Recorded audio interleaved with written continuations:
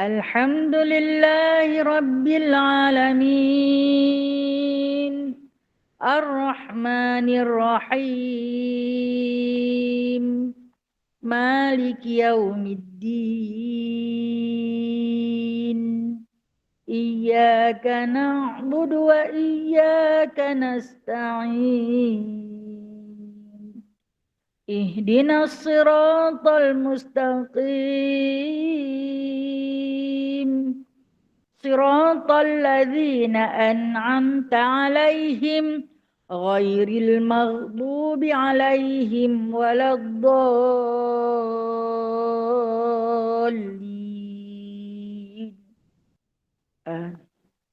Kita baca surah Al-Kahfi ayat 1 hingga 10. Ingat semua dapat no kata ni. Kak Ina kita belanja hari ni. Alhamdulillah. Barakallah.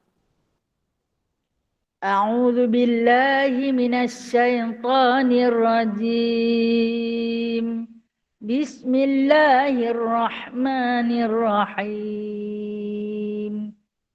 Alhamdulillahilladzi anzala ala 'abdihil kitaba wa lam yaj'al lahu 'iwaja qayyiman liyunzira ba'san shadidan min ladunhu wa yubashshiral mu'minina alladzina ya'maluna as-salihat anna lahum ajran hasana makithina fihi abada wa yunzira alladzina qalu ittakhadha Allahu walada ma lahum bihi min ilmin wala li abaihim kaburat kalimatan takhruju min afwahihim in yaquluna illa kadhiba fala'allaka bakhi'un nafsaka ala atharihim illam yu'minu bihadzal hadithi asafa inna ja'alna ma 'alal ardi zinatan laha linabluwahum ayyuhum ahsanu 'amala wa inna laja'iluna ma 'alayha sa'idan juruza am hasibta anna ashabal kahfi warraqimi kanu min ayatina ajaba idh awal fityatu ilal kahfi faqalu rabbana atina min ladunka rahmah wa hayyi' lana min amrina rasyada. Sadaqallahul azim. Ada selawat tafrijiyah belakang tu.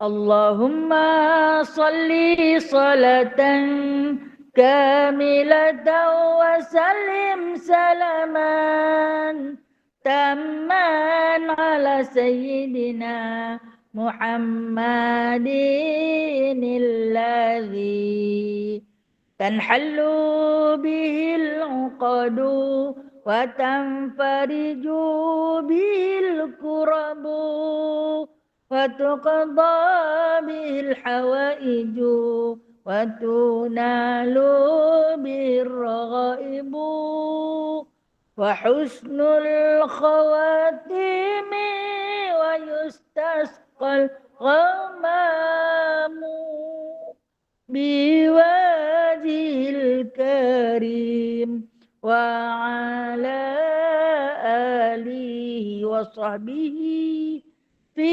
kulli lamhatin wa nafasin bi'adadi kulli ma'lumin lak birahmatika ya arhamar rahimin. Rabbi shrah li sadri wa yassir li amri wahlul 'uqdatam min lisani yafqahu qawli. Allahumma salli ala Sayyidina Muhammad wa ala ali Sayyidina Muhammad. Rabbi yassir wa la tu'assir.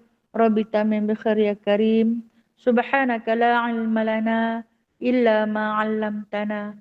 Innaka antal alimul hakim. Innaka antas sami'ul alim. Innaka antat tawwabur rahim. Amma ba'du fa ya ibadallah. Sahabat-sahabat yang diridhai Allah, yang saya kasih, yang sangat-sangat baginda sallallahu alaihi wasallam rindui. Di tangan-tangan puan-puan ada risalah yang telah pun dihadiahkan oleh sahabat kita Kak Ina nak. Kalau puan-puan tengok, yang ni di antara amalan setiap pagi kuliah saya, tempat yang agak berlain-lainan. Kalau kata surah Al-Kahfi, ini cadangan ataupun saranan daripada baginda sallallahu alaihi wasallam. Hendaklah kamu beramal, menghafaz, memelihara surah Al-Kahfi ayat 1 hingga 10, ataupun Nabi sebut 10 ayat daripada surah Al-Kahfi. Barang siapa yang hendak menghindarkan daripada fitnah Dajjal, maka hendaklah ia beramal menghafaz 10 ayat daripada surah Al-Kahfi. Baginda tak bagi tahu ayat 1 hingga 10 atau ayat terakhir, 10 yang akhir. Kita sebagai umat manusia yang jahil, kita berjaga-jaga di antara 1 hingga 10 ataupun 101 hingga 110. Nah, paling kurang kalau kita tak boleh menghafaz daripada ayat 1 sehingga ayat 110, memadailah kita boleh hafaz ayat 1 hingga 10, ayat 101 hingga 110 sebagai perisai untuk kita menangkis serangan-serangan Dajjal. Serangan Dajjal ni dah duk main dah nak. Setiap fitnah yang hadir dalam kehidupan kita ini adalah hasil daripada usaha Dajjal. Dikatakan para ulama menafsirkan, Dajjal dah keluar, nah, cuma tak dizahirkan lagi. Sama ada secara besar nyata diri dia ataupun secara kecil. Tapi pada zaman Nabi SAW dulu memang dia dah keluar, nah. Memang dia dah ada. Cuma nak lepas daripada rantaian dia tu saja. Kalau kata hadir dia, Allah Ta'ala bagi keizinan kepada Dajjal ni untuk bawa mai dekat kita seorang laki-laki dan perempuan yang rupa macam mak ayah kita. Dia nanti kata dekat kita, hang tak mau ikut aku ke, dia kata. Aku ni, dia kata, pengikut aku paling ramai sebab aku di kalangan hamba Allah yang Allah Ta'ala gelantik aku bagi jadi Tuhan pembantu dia. Mak ayah dah mengaku, kita pun nampak muka mak ayah kita. Nampak. Allah Ta'ala bagi keizinan, nampak muka mak ayah kita. Lepas tu kita nak ikut. Dia kata, kalau nak ikut mak ayah, kena ikut aku. Satu je dia kata, hang mengaku aku jadi Tuhan. Mula-mula dia kata dia pembantu Tuhan, akhirnya dia mengaku dia Tuhan. Jadi dia kata, kalau hangpa mengaku, bolehlah main duduk dengan mak ayah. Kita kan di antara jasad yang kita rindui adalah dua ibu bapa kita lah. No? Kalau kata di situ ada, kita tentu nak ikut dia pergi. Jadi fitnah Dajjal dia akan bawa kita macam tu.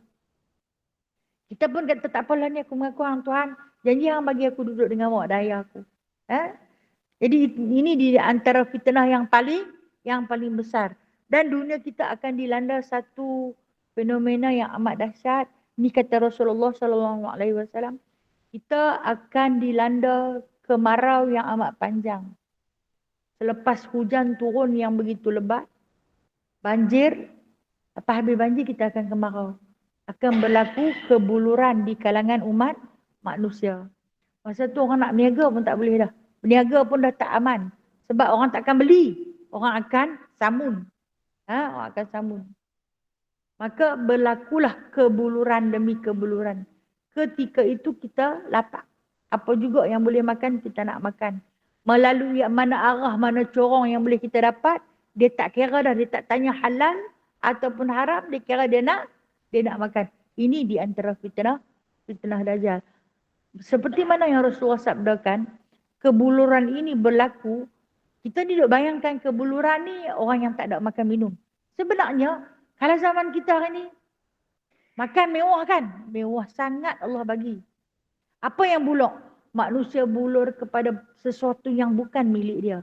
Rasuah berleluasa. Orang tak kira dah. Mai ikut mana duit tu. Walhal kalau kita tengok yang menerima rasuah, bukan kata orang fakir miskin. Susah nak jumpa fakir miskin terima rasuah ni. Biasanya terima rasuah apa dia? Orang yang berada. Nah, orang yang kaya. Awak dia ambil rasuah, awak dia tak cukup makan ke? Itu bermakna dia kebuluran.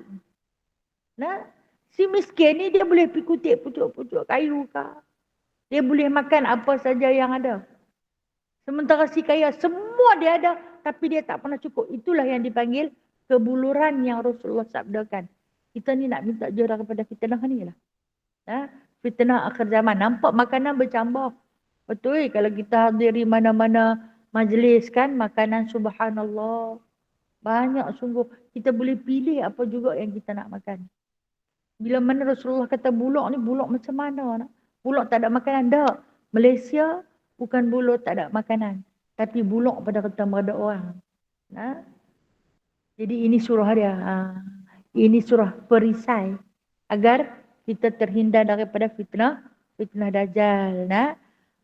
Depan dan belakang. Kalau hak yang di depan ni biasanya saya akan baca pada kuliah saya Isnin, Rabu dan Jumaat. Kalau kata hak yang belakang ni Selasa, Khamis dan juga Ahad. Okey. Kalau selawat tafridiyah tu pun saya selang sari. Kemudian di belakang ada selawat anwar. Saya akan bawa pada setiap hari Khamis. Selawat Fatih saya akan bawa pada setiap hari Isnin. Setiap hari Isnin. Jadi siapa-siapa yang ada di depan tangan dia ni bawalah dah. Ini dia selawat Nabi SAW. Antaranya selawat tafrijiyah yang kita baca tadi. Di antara firman sabda Nabi SAW. Barang siapa yang menghafaz ataupun membaca selawat tafrijiyah akan Allah Ta'ala ampunkan dosa dia walau sebanyak buih di langit. Segala hajatnya akan dimakbulkan. Rezekinya akan dilimpah.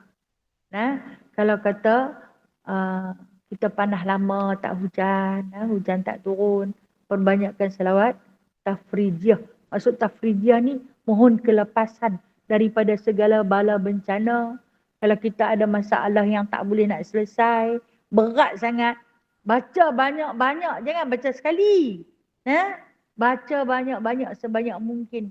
Kalau macam yang orang kena pandemik baru ni kan, baca sampai 1000 kali, minta Allah Ta'ala berikan kelepasan, kelapangan, jalan untuk keluar daripada segala permasalahan. Itu selawat tafrijiyah. Macam selawat Nuril Anwar yang belakang sekali itu. Itu selawat Nuril Anwar. Yang ni juga untuk orang yang duka cita. Orang yang sedih, orang yang kemurungan, orang yang sakit. Terus dia bawa banyak-banyak. Orang yang malah nak beramal. Kadang-kadang kan kita main satu perangai, dia jadi segan. Kalau kita biasa bangkit tahajud, hari tu awaklah segan sangat ni. Awak aku sejak dua menjak ni makin penyegan.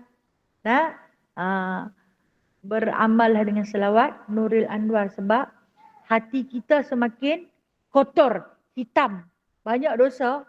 Lepas tu dia akan tutup daripada dimasuki cahaya.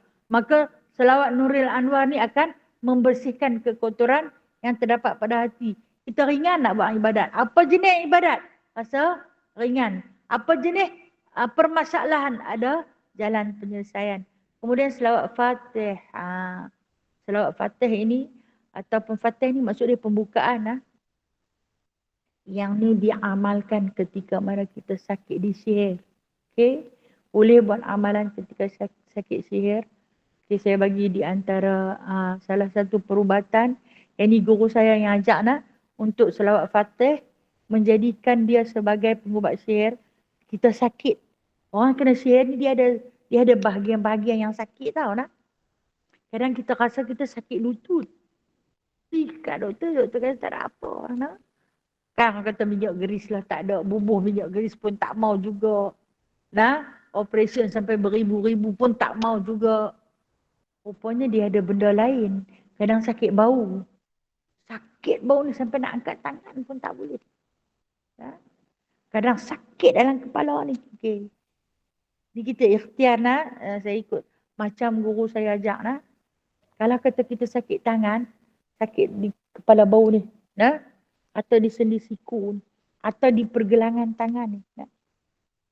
Kalau kata tangan kiri pun, ambil tasbih, pegang di sebelah tangan kiri. Nah? Bersalawat dengan salawat Fatih. Sampai pada tempat tu, tarik nafas. Tahan nafas tu. Lepas tu, hembus sekali, tarik lurut. Itu kalau bahagian tangan. Begitu juga kalau bahagian lutut ataupun pinggang. Baca salawat Fatih lah. Ni sakit sihir lah. Kalau kata dia ada dekat situ, insyaAllah bukanlah dia nak keluar. Kita ni kalau kata nak baik, dia mas ketui, tarik-tarik. Baik, lega. Tu bagus. Dia kalau lama-lama ni tak mau. Dia kalau boleh lelah tu, tak boleh lah benda sakit lama lah. Dia kan nak hilang dengan serta-merta. Dia ambil masa. Bagi masa dekat dia. Kalau di kepala, okey. Kalau di kepala, kita baca salawat Fatih ni 3 kali. Hembus di tapak tangan, sedut hidung. Tarik naik pada bahagian kepala. Ataupun pada bahagian tengkuk. Ni guru lah. Guru saya ajak lah. Kemudian tarik mai, lepas melalui anak-anak jari kita. Bagi dia keluar penyakit tu. Ulang setiap hari. Kita sakit kena makan ubat kan. Paling tidak pun doktor bagi 3 hari atau 5 hari. Ni nak baik dengan sedah tu mana boleh kan. Tak betul ustazah tu bagi tak betul. Perkongsian cara perubatan Islam. Nah, biasanya kalau secara tradisional ni lambat sikit lah. Kan. Kalau kita mahu yang dadah yang sedah makan tu, lega. Malam makan hari ni boleh lari dah. Kita mahu lagu tu kan. Susah lah dapat nak. Jadi ni di antara risalah. Nah, jaga elok-elok. Nah, beramal lah dia. Selagi mana kita beramal, manfaatnya untuk diri kita juga. Allah Alam. Okay. Kita tengok sambungan kitab Hidayatul Sibyan. Saya tanda pada muka surat 8. Bermula makna taklid. Siapa yang baru dapat kitab hari ni? Muka surat 8. Nah, bermula makna taklid. Jumpa dah? Alhamdulillah. Nah, jadi kitab yang mana yang dapat di tangan perempuan adalah Waqaf. Alhamdulillah. Ini wakaf terakhir. Lepas ni kena beli, you know. Tak tahulah saya tiap-tiap kalimat saya kata wakaf terakhir. Padahal memang free lagi lah. Ini yang dikatakan kita bersaudara kerana Allah. Ada je sahabat-sahabat yang nak wakaf. Kita niat nak beli. Saat lagi dia kata tak apa dia wakaf. Tak apa dia bagi no.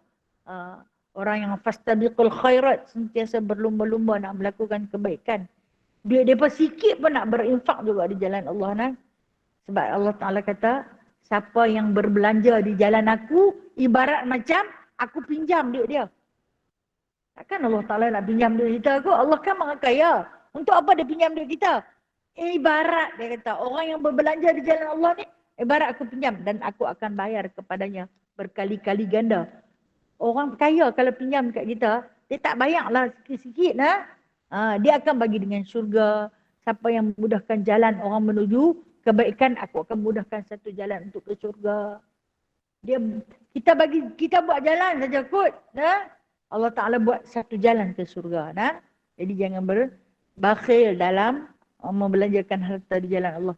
Walaupun jumlah sekupang sekalipun. Baik. Bermula makna taklid. Iaitu mengikut orang lain pada i'tiqadnya padahal tiada daripada dalil dan bahawasanya akal itu setengah daripada alat yang didapati dengan dia akan suatu.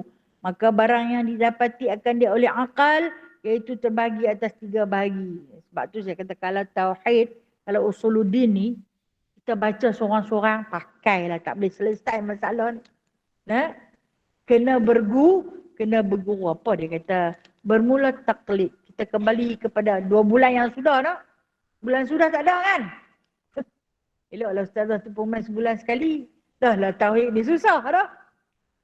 Apalah jadi cah bateri, kan? Okey. Taklid ni iman taklid. Iman taklid. Apa maksud dia kata taklid? Iaitu mengikut orang lain pada i'tiqadnya. Dia ikut orang rupanya.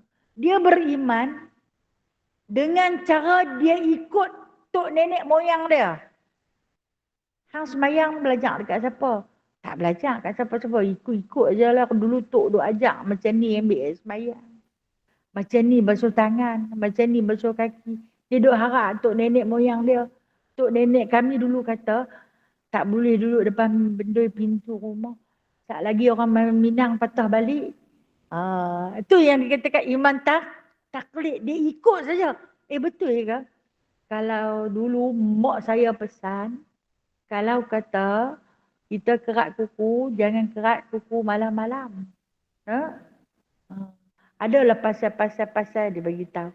Kalau nak makan, jangan makan dalam periuk. Lagi muka jadi besar periuk. Jangan makan leher ayam. Itu iman taklid. Dia tak ada dalil. Dia tak ada dalil. Tak ada fakta main daripada doktor ke, atau daripada Al-Quran, atau daripada hadis. Tak ada. Semua tu taklid. Ikutnya kami dululah ada beramal orang tua-tua dululah. Dia bila main keluar orang tua-tua dulu tu, yang bubuh pukat jala di depan pintu rumah, kan? Kalau kata perempuan yang melahirkan anak uri tu, kan? Bawa uri tu dah lah basuh bubuh dengan asam garam, bubuh paku pula. Apa pasal dia bawa paku? Dia takut uri tu bangkit terbang maknanya. Itu dipanggil iman taklid. Tak apalah yang tu tak bersangkut dengan akidah dan kepercayaan tu. Yang tu kira adat. Adat. Bubuh paku. Kita tanya, pasal apa bubuh paku? Entahkah dulu orang tua-tua lah bubuh. Bubuh garam. Kan, ikut. Ini maksud taklid. Ikut orang tua-tua. Dia pun sendiri tak ada dalil nak abang pasal apa. Quran ada kata ke? Hadis ada kata tak ada pun, tapi orang tua-tua. Jadi anak menantu yang baru-baru ni tak beranilah. Kalau anak perempuan hampir tanam di tepi-tepi jalan. Pasal apa? Baru orang lalu cepat dapat jodoh. Orang dulu kan susah hati kalau anak main umur 15-16 tahun ni kerana nak lagi menikah lah. Kalau yang orang jantan, belakang lah sikit. Pulak dah. Kemudian kalau kata anak saya yang kecil tu dia kulit dia berkudi. Kan yang suka naik kudi, kulit tak tahan ni kan. Pandai mandak Saya kan jumpa seorang tua ni, orang tua lama. Dia kata awak yang penuh sangat kudi, tangan-tangan kaki dia sampai ke kepala ni penuh kudi. Garam tak cukup kot dalam uri. Pulak dah garam tak cukup dalam uri. Saya ni ingat dia tua, saya nak pergi ziarah orang tua-tua Dia kata anak aku sampai berduri dia betul Kudi dia kudi dia naik Allah Ta'ala bagi kan. Sampai masa dia sembuh. Kita ulang pergi doktor pun tak bagi ubat yang betul lagi kot. Selagi doktor paling mahal besar tak bagi kesembuhan, ampilah berubat tak mana pun dia kan nak baik Jadi kira dia kata tak cukup garam pula dah, tak cukup garam. Ada perasa pula Ini dipanggil iman taklid. Faham Iman ikut orang tak ada dalil. Okey, dari segi beribadah. Tadi yang adat. Dari segi beribadah. Kita sembahyang, kita puasa. Okey. Hang puasa. Apa kata puasa tu? Puasa tak boleh makan, tak boleh minum. Dia abang puasa tak boleh makan. Siapa kata puasa tak boleh makan, tak boleh minum? Mak kata. Ayah kata. Tok kata. Itu budak-budak dia masih taklid, dia tak belajar lagi. Bila dia belajar, dia masuk ilmu dalam diri dia. Yang ni yang dikatakan ilmu yaqin. Dia belajar pasal apa? Dalam Al-Quran dia kata, kutiba ya ayyuhallazina amanu kutiba alaikumus shiyam kama kutiba alal ladzina min qablikum. Dia buat gelak Maidah dalil. Pasal apa? kitab kata. Kitab apa? Kitab Al-Quran. Bagi tahu suruh puasa. Bila dalam puasa tu menahan diri daripada makan dan minum. Waktu bila bermula terbitnya fajar shadiq sehingga terbenamnya matahari. Yang ni bukan iman taklid lah. Iman ini dipanggil iman ilmu. Dia ada ilmu yakin. Dia yakin dah. Dia berpuasa dengan sebab siapa suruh? Allah. Bukan mak suruh. Bukan tok suruh. Bukan tok wan suruh. Bukan pak suruh. Tak. Dia berpuasa kerana Allah. Tak taklid lah. Yang tadi taklid tu, iman ini disebut batal. Tak sah. Iman taklid tu. Ikut saja orang. Sembahyang pun ikut orang. Orang sembahyang, sembahyang. Mai duduk seorang tak sembahyang. Kalau dengan orang dia sembahyang. Itu taklid. Faham tak maksud taklid? Okey. Kemudian, bila ada taklid, orang yang taklid ni orang dia ada akal. Ada akal kan? Akal ni maksud dia kita. Kita akan masuk. Dan bahawasanya akal itu setengah daripada alat yang didapati akan dia. Dengan dia akan sesuatu. Akal ni satu anugerah yang Allah Ta'ala bagi dekat kita untuk berfikir. Ketika mana Allah Subhanahu Wa Ta'ala hendak memberi akal, Allah Ta'ala kata kepada malaikat Jibril, hang bawa akal ini ke dunia, hang bagi kepada matahari. Kata matahari, kalau aku dapat akal ini maka aku akan sirna cahaya. Maksud dia, kalau matahari tu ada akal, kadang-kadang dia sirna cahaya. Dia nak ambil MC jugalah. Daripada hari diciptakan, tak pernah pun dia padam. Dia nak ambil cuti jugalah. Ambil letih. Pasal apa? Banyak akal. Bila diberi pada bulan, kata bulan, nescaya aku yang tak ada cahaya ni takkan terbit terus. Pasal apa? Orang banyak akal tu yang tak larat lah. Tak mau pergi lah. Segan lah. Tu akal. Kan kita suka kata, dia ni budak ni cukup banyak akal. Kan? Matahari tak mau, bulan tak mau. Maka malaikat Jibril bawa kepada gunung yang tertinggi di dunia. Gunung apa? Everest. Dia kata, aku akan hancur. Dia kata, aku akan hancur. Dibawa kepada gunung ganang. Dia akan hancur. Tak boleh terima. Lalu kata Jibril, aku letak pada binatang yang besar-besar. Kata binatang, musnah muka bumi ni. Kalau ada kat kami akan. Musnah muka bumi ni. Lantas apabila Jibril alaihissalam kembalikan kepada Allah, satu makhluk yang bernama akal, kata Allah letakkan kepada Adam alaihissalam. Adam tu siapa? Manusia. Manusia boleh bawa. Itu yang kita bawa akal. Itu yang banyak akal. Bukit pun dia runtuh. Matahari sebab jauh. Cuba kalau dekat. Dia kerja duk ambil cahaya dia. Boleh dalam rumah mereka. Pun dia curi juga solar. Kan? Diletakkan kepada kita. Maka terjadilah hukum akal. Terjadilah hukum akal di dalam bacaan ilmu usuluddin. Yang kita duk belajar ni ilmu usuluddin. Ilmu aqaid, ilmu aqidah, ilmu tauhid. Ni kitab ni. Tengah dia baru fiqh. Kemudian dalam membicarakan hukum akal ini yang mana ianya ada dua. Satu hukum akal, satu hukum adat. Saya kita cerita. Hukum akal ni dia ada kepada dua, satu hukum akal, satu hukum adat. Kalau akal ni dia fikir dulu. Lepas tu dia fikir-fikir, dia letak hukum. Kalau adat ni dia ikut turun-temurun. Dia letak hukum. Okey? Baik, kita cerita dulu nak. Yang mana dia kata hukum akal itu sendiri terbahagi kepada 3 bahagi. Yang pertama, barang yang mendapat akan dia oleh akal akan ada semata-mata, padahal tiada menerima ia akan nafi sekali-kali. Maka dinamakan akan dia wajib.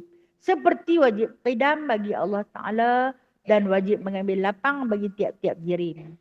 Ada faham? Itu kena belajar lah. Awaluddin ma'rifatullah. Awal-awal beragama Wajib kena kenal Allah. Ilmu usuluddin adalah ilmu wajib belajar. Orang panggil ilmu fardu ain. Allah belajar fardu ain. Habis mengaji apa? Belajar fardu ain. Takkan kau dah tua-tua merega lagu hampa baru nak belajar fardu ain. Ha? Orang selalu memperlekehkan. Walhal ilmu ni wajib. Kalau kita tak ada ilmu aqaid, kita berdosa. Ha? Berdosa besar. Sebab kita tak reti. Tak ada tengok kita ni ada ke tak ada. Umur dah 5-60 ni ada ke tak ada ni. Ada. Cuma kita tak sedar. Rupanya yang tu ilmu usuluddin. Okay, kita tengok dia kata. Yang mana yang pertama, hukum akal yang ni disebut sebagai, dia kata barang yang mendapatkan dia oleh akal akan ada semata-mata padahal tidak menerima ia akan nafi sekali-kali. Okey. Saya tak mahu cerita bab ni. Kalau baca bab ni memang tak reti apa.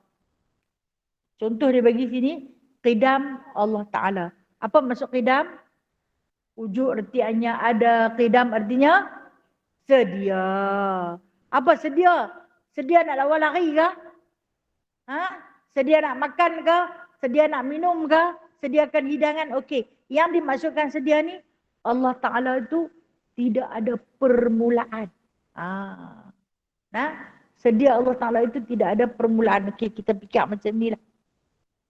Kita ada permulaan. Lahirnya kita daripada rahim ibu kita. Ada birthday. Tidak? Itu permulaan kita. Hari kita dilahirkan. Tapi waktu kita mula-mula duduk dalam rahim ibu, tahu tak hari apa? Aku tahu aku singgah dalam perut mak aku masa tu. Sekian-sekian orang tak tahu. Kita tak tahu. Allah Ta'ala yang maha qidam meletakkan kita di situ. Okey. Kita ada sebelum dan kita ada selepas. Bagi Allah, dia tak ada sebelum.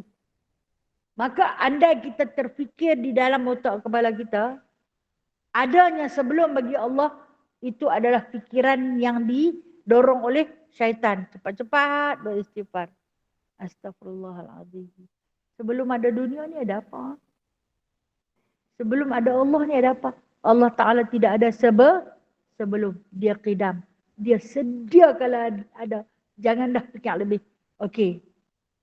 Orang bagi dekat kita segelas susu. Diberikan kepada kita segelas susu. Kita minum susu. Rasa susu tu lemak. Kan? Rasa lemak pada susu. Tunjuk sat lemak pada susu. Nampak tak?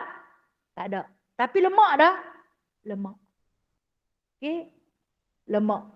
Ini yang dia kata wajib ada lemak. Mustahil susu tu tak ada lemak. Wajib pada susu itu ada lemak. Mustahil pada susu itu tak ada lemak. Mana lemak dia? Tak boleh tunjuk. Okey. Lagi satu contoh. Lagi satu contoh. Bila dibawakan kepada kita.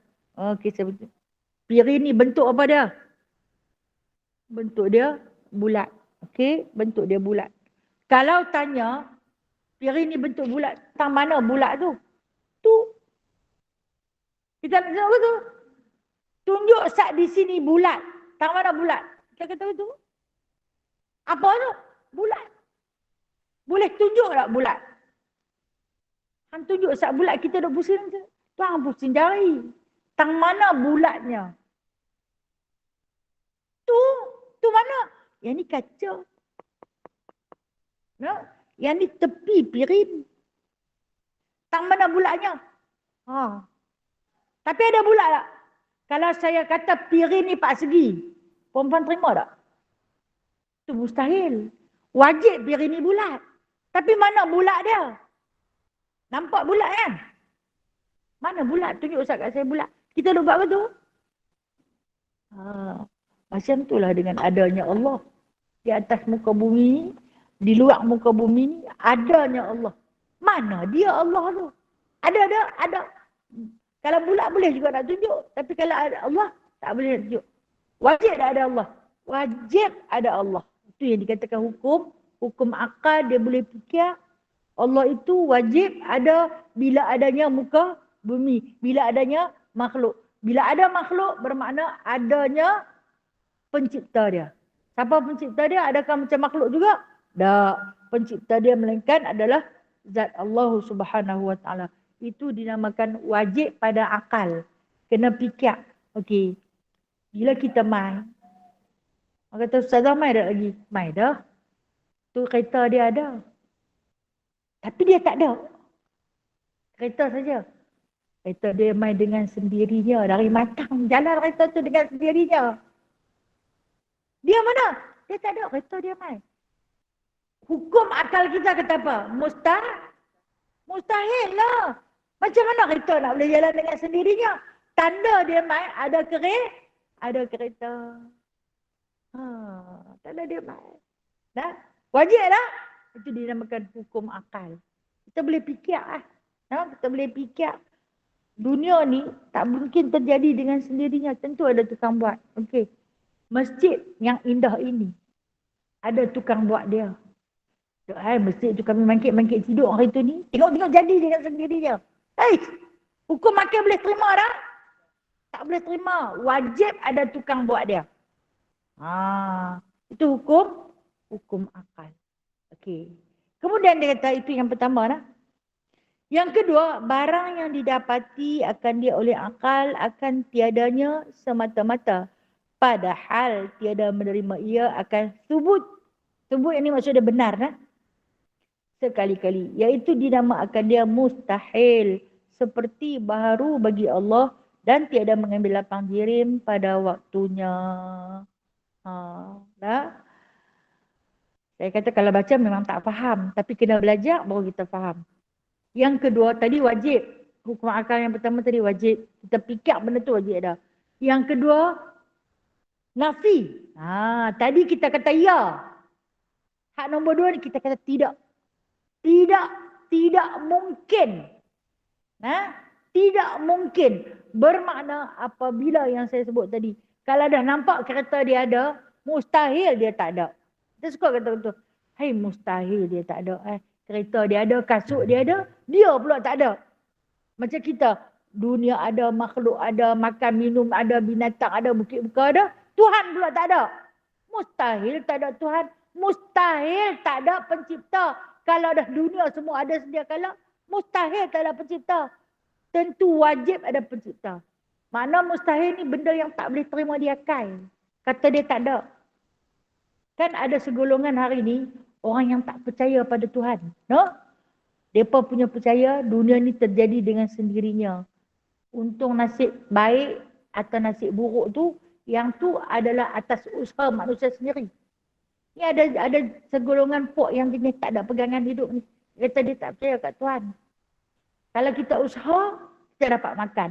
Kita boleh kaya. Kalau kita malas berusaha, kita miskin. Kita tak ada nak makan. Kita tak ada kemewahan. Jadi manusia itu terjadi dengan sebab persenyawaan di antara lelaki dan perempuan. Dia tak percaya siapa yang duk belah. Dia kata tu semua sign. Ada yang segolongan manusia yang melampau sampai kepada tahap tu. Mengatakan benda ni semua terjadi dengan sendirinya. Kita yang waras, yang ada akal, tentu kita akan kata mustahil sesuatu itu jadi dengan sendirinya. Pergi tengok, di rumah balik-balik sekali lagi. Kalau ni bukan musim durian kan? Ada durian. 2 biji orang bagi. Siapa bagi ni? Dah dia main sendiri. Macam mana boleh main? Dah sedia-sedia dah datang meja. Mustahil. Itu macam mustahil. Mustahil benda ni nak main dengan sendiri. Tentu ada yang tukang bawa. Tentu ada yang tukang bagi. Dok. Kata anak kita, dek mu'ui, dia jadi dengan sendiri. Tuk terus jadi. Mustahil. Ni benda yang tak boleh terima di akal akan tiadanya. Maksud tak mungkin Allah Ta'ala itu tiada. Sebab dialah yang mentadbir seluruh alam. Yang duk bagi makan makhluk yang sampai ke dasar lautan. Sebenarnya lautan ni dia ada beberapa tingkat. Sebab tu Allah Ta'ala sebut 7 petala bumi. Sampai ke dalam manusia tak boleh masuk. Kalau macam manusia paling hebat yang duk selam ke dalam pun, mereka kena ada alat lain selain daripada oksigen yang duk bawa tu. Sebab apa kalau lagi dalam, nanti pecah kegenang telinga ni, berdarah. Keluar kat rongga mata, rongga mulut walaupun ada oksigen yang dia membawa. Rupanya di dalam dasar lautan itu adanya satu dunia lain. Tapi ada ikan boleh hidup. Gelap gelita. Allah Ta'ala bagi lampu kat ikan tu. Lampu di kepala dia. Di sesungguh dia, di ekor dia. Dia terang dalam dunia dia sendiri. Duduk di laut dalam.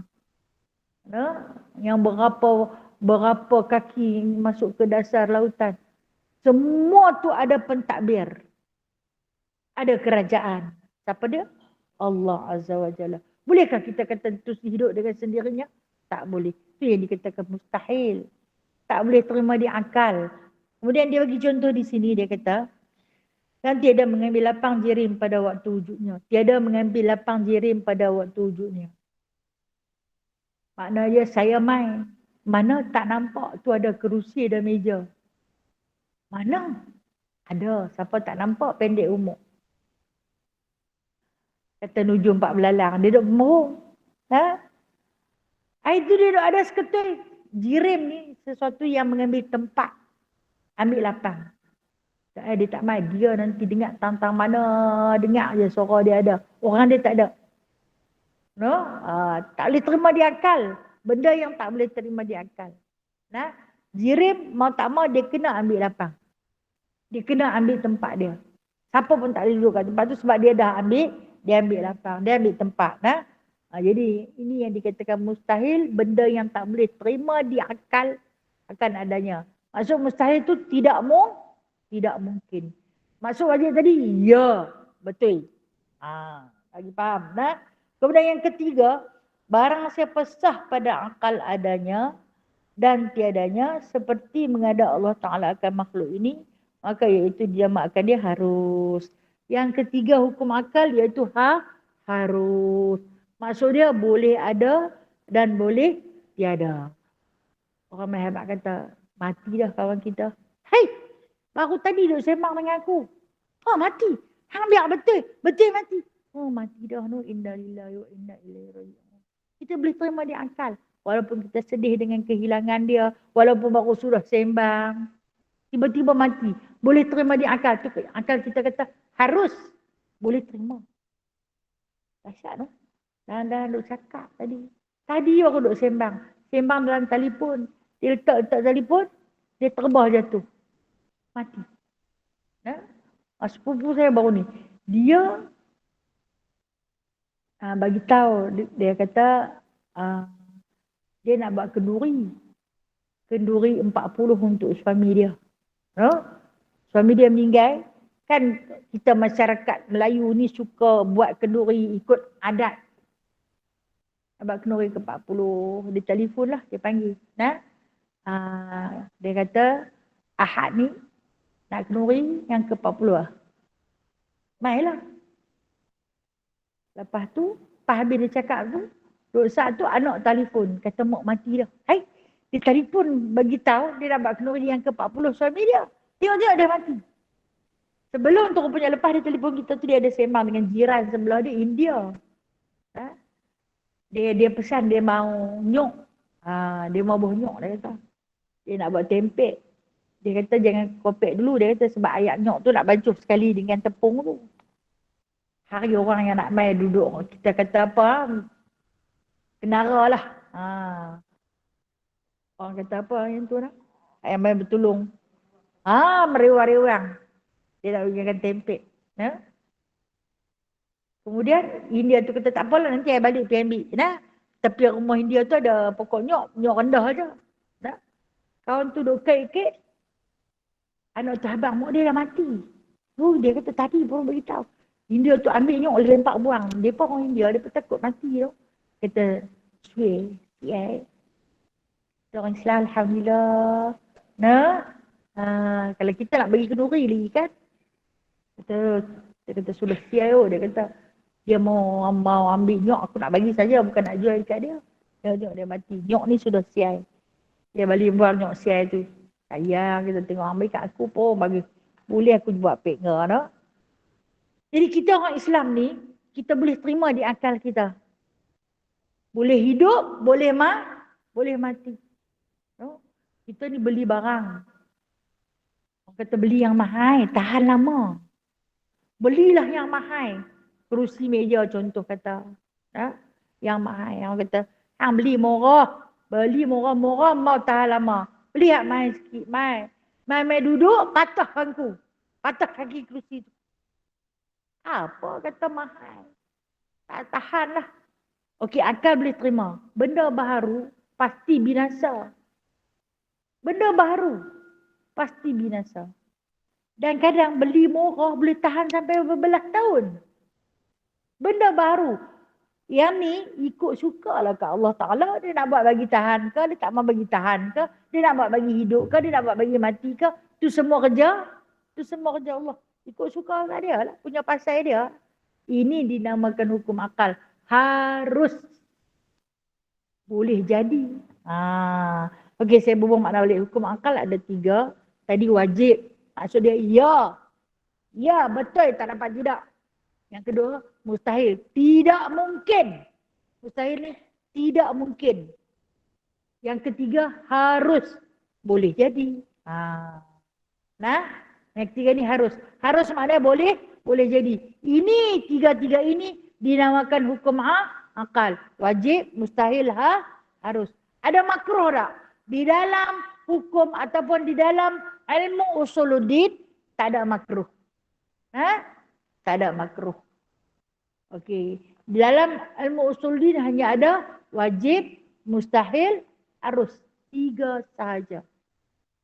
Ilmu fiqh baru dia main. Makruh, haram, batal, sah. Kalau hukum, ilmu tauhid atau ilmu akidah dia ada 3 ni saja. Okay. Satu lagi, pernah dengar ada ilmu adat? Kan hukum akal dan hukum adat. Baik, satu lagi. Hukum adat. Hukum adat ini seperti mana pisau. Semua kenal pisau kan? Kan? Pisau. Sifat pisau apa dia? Potong. Tapi ada pisau tak boleh potong? Tidak. Ada tak pisau tak boleh potong? Ada. Di dalam peristiwa penyembelihan Nabi Allah Ibrahim dan Nabi Allah Ismail. Nabi Allah Ismail asah pisau punya tajam. Sembelih Nabi Allah Ismail. Makan tak pisau tu? Tak. Walhal pisau tu letak saja terbuka terus kulit. Tapi bila diletak di leher Nabi Allah Ismail, dia tak makan mata pisau tu. Pada segi adat, pisau tu potong. Tapi ada ketikanya tak boleh potong. Itu kita kata adat. Ada ketika dia tak boleh potong. Bila mana? Bila Allah tak izin. Tu kata benda tu tak boleh bagi bekas. Yang bagi bekas tu Allah. Okey, makan. Ini hukum adat. Makan. Sifat makan kenyang. Ada yang orang makan tak kenyang-kenyang pada. Kadang-kadang kita pun jadi makan dah. Tapi tak kenyang-kenyang. Makan pula. Tak kenyang lagi. Setan ke apa? Sebab yang mengenyang tu Allah. Bukan makanan tu yang mengenyangkan. Tapi pada segi adat, makan tu mengenyangkan. Hanya adat sahaja. Okey.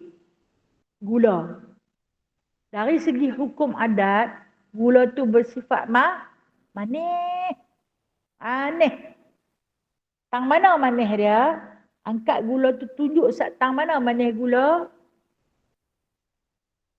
Tang mana? Dia manis. Hang tunjuk kat aku. Ni manis. Manis tang mana?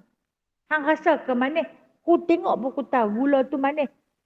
Itu sifat dia manis. Dari segi adat gula tu manis lah. Kadang gula ni gula jenis tak manis kot. Ketika mana kencing manis teruk tu dia makan manis tak rasa manis. Ini dari segi adat. Okey, adat saja. Bubuh sampai bergondi pun tak manis. Macam itulah juga garam yang bersifat masin. Adat dia masin. Tapi yang memasinkan itu Allah. Itu yang kata semua apa yang kita buat tu, semuanya datang dari sisi Allah. Kalau diizinkan, jadi. Berapa ramai yang kena bunuh. Okey, kalau kita tengok dah. Ketika mana wafatnya Sayyidina Khalid Al-Walid. Waktu dia wafat kan, dikatakan Khalid Al-Walid tu wafat di tempat tidur. Waktu dia pemandikan jenazah Khalid Al-Walid ni, terdapat 90 tikaman di badan dia. 90 tikaman. Ada yang kena panah, ada yang kena lembing, ada yang kena tombak, ada yang kena pedang. Sampai dikatakan tak ada seinci pun ruang di badan dia ni yang tak ada parut. Tapi dia tak mati di medan perang. Berpantang maut sebelum ajal. Kita duk kata habislah dia. Dia kena tikar habis dah. Aku kata confirm mati. Tak mati. Dia balik mai berdarah merambur-rambur. Orang semua balik abang kata kali ni kali balik habis. Mati. Dia balik pula. Tak mati. Dia sampai kata aku memang mengharapkan aku mati. Setiap kali pergi perang. Berdoa pada Allah. Ya Allah syahidlah aku. Syahidlah aku. Allah bagi menang. Balik mai. Allah bagi menang. Akhirnya bila dia mati di tempat tidur. Nah, dia kata ketika mana memandikan jenazah aku ni, dia kata masuk 4 orang saja untuk nak kalih jasad dia. Orang lain jangan masuk. Dia kata aku malu kerana terdapat parut yang begitu banyak pada seluruh jasad. Sungguh, dia kata parut itu adalah parut daripada kesantikaman. Dia dikelar, dia tombak dan sebagainya. Maka sampai kulit-kulit kepala dia pun ada parut. Sifat pisau itu membunuh mungkin. Tetapi dari segi hukum adat, kalau kata Allah Ta'ala tak izin, tak jadi. Itu hukum adat. Okay, kalau hukum adat dan budaya itu lain lah. Itu lain lah. Fahamlah kita. Dalam kehidupan kita ni kita ada 2 hukum. Satu hukum akal, satu hukum adat. Kita guna adat. Ambil pisau tu potong. Mana pisau tak makan. Hukum adat dia memotong hampirlah asah. Jangan duk pakai dah kata pisau tu tajam. Ada pisau tak tajam kan? Hampir asah. Dari segi adat, pisau kalau tajam, dia makanlah. Kalau pisau tu tak makan, adalah sesuatu. Allah Ta'ala tak izinkan. Atas sebab-sebab sesuatu. Ada yang orang yang tikam takluk, yang kita panggil ilmu kebal tu. Potong tak putus, malahan tak melukakan. Itu hukum adat. Kita terima itu hukum adat. Okey. Tentang kewujudan Allah dan ketiadaan Allah itu adalah akal kena fikir. Bila akal fikir, kena belajar. Belajar tentang mana? Melalui Al-Quran dan hadis. Al-Quran dan hadis pun kalau kata buka-buka memang tak jumpa. Pasal apa? Pasal kita bukan Arab. Kita buka-buka mana? Dia kata Allah Ta'ala tu wujud. Tak ada pun dalam Al-Quran kata Allah Ta'ala wujud. Kau dah jumpa tak? Tolong bagi kat saya satu ayat. Kata Allah Ta'ala tu wujud. Boleh bagi? Manalah kami nak tahu. Kami orang Melayu. Orang Arab boleh buat. Khalaqallahu samawati wal ard, menciptakan Allah langit dan bumi. Dia tak kata apa Allah Ta'ala tu wujud. Kan? Dia tak sebut pun. Jadi kita ni tak reti. Biar kita tak reti, kita cari kitab. Jumpa kitab ni. Yang ada di depan kita ni kitab lah. Baca. Lagi baca. Lagi tak reti. Dia kata apa? Lagi baca. Lagi tak reti. Lagi baca. Lagi tak reti. Tengok dah. Di dalam surah Al-An'am. Allah Subhanahu Wa Ta'ala cerita tentang sifat Nabi Allah Ibrahim alaihissalam waktu dia dilahirkan dalam gua. Nabi Ibrahim dia dengan raja apa? Namruz. Bukan Namrud Namruz. Z. Namruz. Raja Namruz ni dia jenis kuat sihir. Dia selalu dengan ujum. Tok Bomo kita panggil. Dia kata aku ni apa saja keinginan aku dapat. Dia kata aku nak jadi Tuhan bagi seluruh makhluk dunia. Lepas tu kata nujum ni Allah juga bagi ilham kat dia lah. Pada tahun ini akan lahir seorang anak laki-laki yang mana anak laki-laki itu akan menjadi penguasa kepada kerajaan hang. Jadi hang tak boleh jadi Tuhan. Anak laki-laki itu akan jadi penguasa pada kerajaan hang. Hang tak boleh jadi Tuhan. Baik, kalau macam tu kita nak buat macam mana? Aku nak jadi Tuhan juga ni. Macam mana nak buat? Satu cara, bunuh setiap anak lelaki yang lahir. Dia kata, pergi tengok dia kerah seluruh hamba rakyat, pengawal-pengawal di raja dia ni, pergi cek mana-mana perempuan yang hamil, Tunggu sampai beranak. Kalau perempuan bela, kalau lelaki bunuh. Dia macam Fir'aun juga lah dia ni. Ya? Sebab apa? Sebab dia yang akan merampas tahta kekuasaan aku. Tangkap bunuh. Tangkap bunuh. Jangan kira banyak. Dan pisahkan suami dan isteri. Kalau mereka duduk sekali, berlaku hubungan, maka membuahkan anak. Jadi takut anak yang bakal lahir tu adalah bayi lelaki seperti mana yang diramalkan oleh nujum dia tadi. Sampailah kepada bapa Nabi Allah Ibrahim alaihissalam, yang mana Allah Ta'ala bagi kepakaran dia dalam membentuk berhala. Dia dapat bentuk batu, dia ukir batu. Buat berhala besar, dari besar sampai kecil. Dari kecil sampai besar. Susun di rumah-rumah berhala. Hak ni saki-baki. Maaf cakap nah. Hak yang masyarakat Hindu tu. Saki-baki daripada keturunan Nabi Allah Ibrahim. Dia beramal dengan tu. Tapi dia buat muka lagi pelik lah. Nah. Pelik sangat kot nah. Jadi dia nanti susun. Cara nak tahu kata Tuhan tu wujud, kena bubuh atas bumbung. Tu dia nanti buat menara tinggi-tinggi. Baru tahu kata ada. Nak tunjuk senang. Bukan benda duduk tempat tinggi ni. Tunjuk je ada. Tapi waktu dia buat tu, dia nanti tutup dulu lah. Dia sendiri nak tergelak. Dia sendiri nak tergelak. Kena tutup. Lepas tu bumbung-bumbung, hujan, panas. Kemudian, dah dekat-dekat nak siap. Tutup pula. Dulu dia pakai atap. Dia kepung dengan atap. Kemudian ditutup dengan kain hitam. Saya pernah tanya seorang kawan, pasal apa tutup dengan kain hitam? Silau. Matahari panas kan. Ya, kat Tuhan. Panas pun tak boleh berlindung. Silau. Sebab tinggi sangat. Apa seorang ambil buat tinggi-tinggi. Dia kata, nanti nak bubuh cat. Bila bubuh cat, kan duduk lama di atas tu. Cat tu nanti kelabu lah dia kata. Dia bubuhlah bumbung selimut dengan kain hitam. Lepas tu bila dah jadi pun tak boleh buka juga. Sebab dia malu. Malulah mata dia terbeliak. Sak. Dia kata dia pun ada akal tak gunakan akal. Okey. Macam tu lah bapa Nabi Ibrahim. Dia cipta macam tu. Daripada besar sampai kecil. Daripada kecil sampai besar. Letaklah. Jadi sebelum dia hantar ke rumah ibadah atau kita panggil kuil ni, dia nanti letak dulu di depan rumah dia. Orang yang tukang ukir patung ni dia letaklah. Sementara nak siap dia akan hantarlah pergi ke rumah ibadah. Yang kata mak dia ni mengandung. Tapi Allah Ta'ala bagi kelebihan. Ada yang orang mengandung, orang badan besar ni dia tak apa nampak perut dia. Yang si bapak dia ni lama dah tak balik kan. Namrud pisahkan suami dan isteri.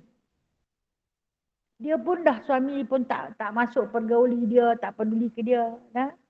Jadi bila mana dia nak melahirkan anak ni, dia naik pergi ke satu gunung, satu bukit, dia pelahirkanlah anak dia. Lahirkan anak dia di sana. Hari sehari tu kena turun. Turun ke bawah. Dia kata, aku tinggalkan anakku ini kepada penjaga pencipta langit dan bumi. Walaupun akidah dia tak masuk pun habis. Dia tak tahu lagi sebab tak ada Rasul masa zaman tu. Aku tinggalkan kepada pencipta langit dan bumi. Dia tinggal anak dia. Lepas seminggu dia pergi. Dia tengok anak tu duk isap jari. Melalui tangan kanannya ada susu. Tangan kirinya ada madu dan keju. Pada jejari Nabi Allah Ibrahim alaihissalam. Tangan kanannya ada susu, tangan kirinya ada madu dan keju. Untuk pembesaran dia. Dia heran tengok anak tu Sampailah dia membesar macam budak biasa. Sampai dia boleh duduk. Dia tahu lah yang tu mak dia tanya pasal apa tak bawa turun dia. Mak dia kata belum sampai masa. Belum sampai masa lagi. Nanti aku bawa orang turun. Lepas tu dia tanya mak dia siapa yang bagi jadi dia ni. Mak dia kata mak lah bawa main. Mak dia ceritalah. Lahirkan dia di situ. Tentu ada yang buat mak dia ni. Ni ilmu tauhid nak masuk dalam dia tentu ada yang tukang buat mak dia. Mak dia kata adalah. Mereka kata, macam kita kata orang tua-tua kata, Tuhan yang buat mak. Tuhan tu macam mana? Tuhan tu ada di bawah ayah hang dah buat. Bolehkah kita buat Tuhan? Bukan Tuhan buat kita. Itu persoalan yang selalu ditanya oleh Nabi Allah Ibrahim kepada ibu dia. Dirakam oleh Allah Ta'ala di dalam surah Al-An'am. Ayat 77 sampai 79. Peristiwa ni Allah Ta'ala rakam balik apa persoalannya. Surah Al-An'am ayat 76 sampai 78 dan 79. Saya baca sikit. A'udzubillahi minasyaitonirrajim. Falamma janna alaihi al-laili ra'a kawkaba. Qala hadha rabbi. Falamma afala qala la ahibbu afilin. Kata Nabi Allah Ibrahim alaihissalam, mak tu turun daripada bukit. Minggu depan baru mak tu main. Dia pesan kat mak dia, jangan susah hati, dia ada makan, ada minum.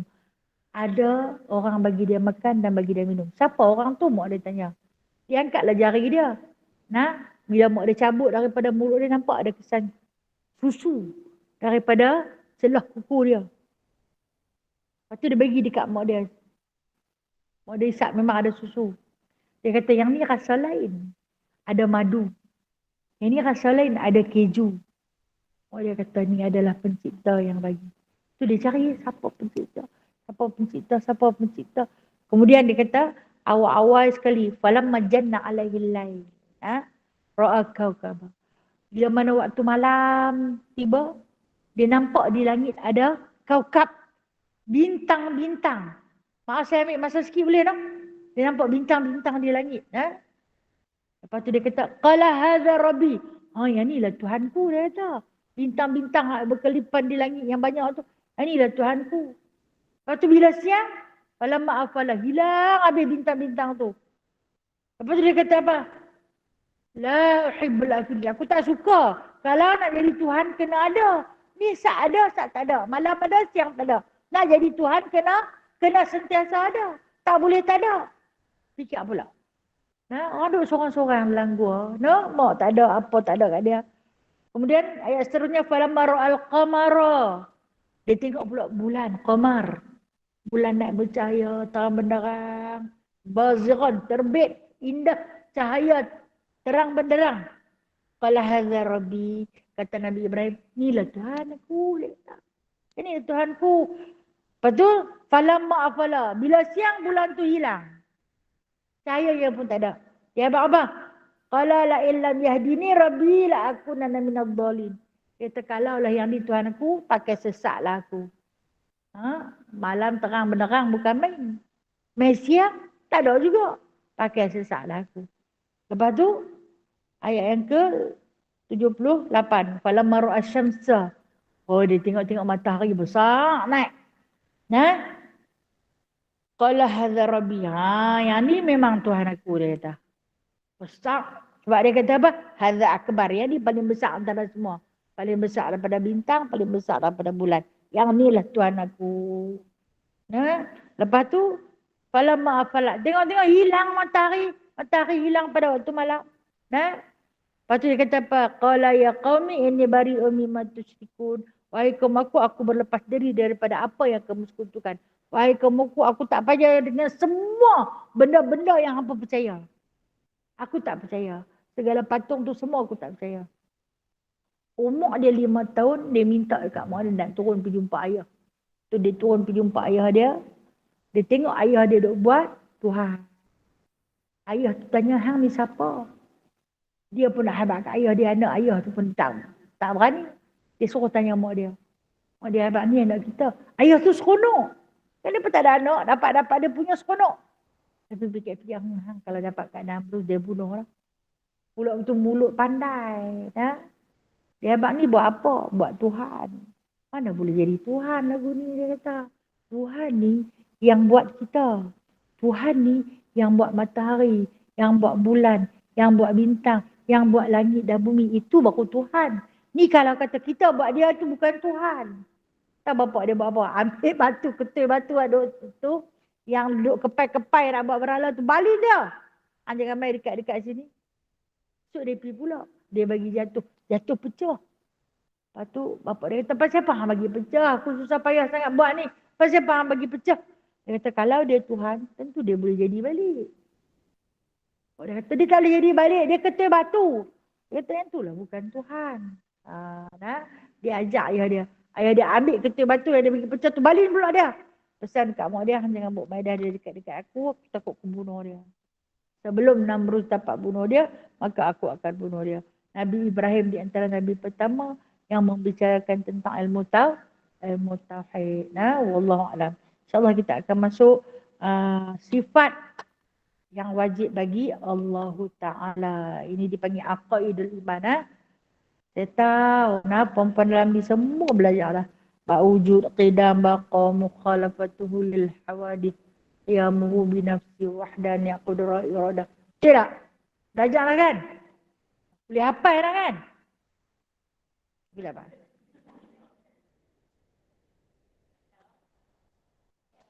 Apa tu? Apa ya?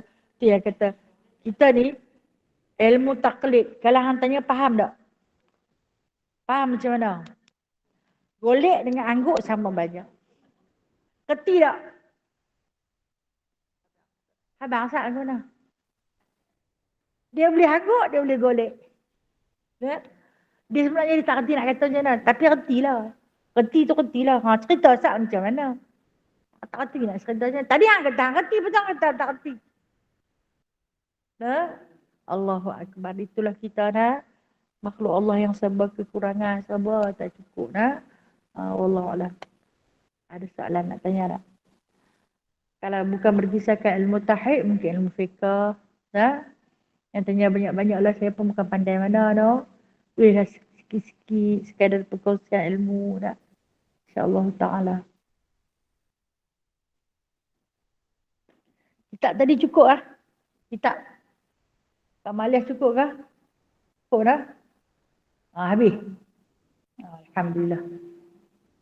Ada yang nak pesan lagi ke? Tak ada dah. Tak ada dah no? Tak ada, tak main. Bulan depan nanti ada. Dah ada hak yang geng ni tak main, geng hak yang tak ada tu nanti main. Dia pesan pula. Kan?